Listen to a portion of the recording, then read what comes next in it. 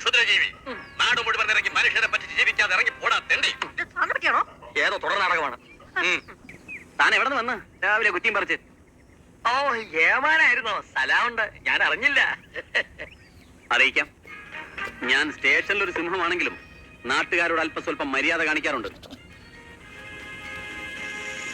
എന്ന് വെച്ച് ആരെങ്കിലും നമ്മുടെ തലയെ കയറാൻ വന്നാൽ കുറിപ്പ് അവനെയൊക്കെ ഒരു പാഠം പഠിപ്പിച്ചിട്ടേ വിടൂ. ശരിയുണ്ടോ? ഒരു കവർച്ച സംഘത്തെ ഒതുക്കാൻ പോയതാ. എന്നെ കണ്ടതും കൂട്ടത്തിൽ ഒരുത്തൻ കത്തിയും എടുത്തൊരൊറ്റ ചാട്ടം. SI ഒരൊറ്റ ഓട്ടം. ഞാൻ ഒറ്റയ്ക്കായി.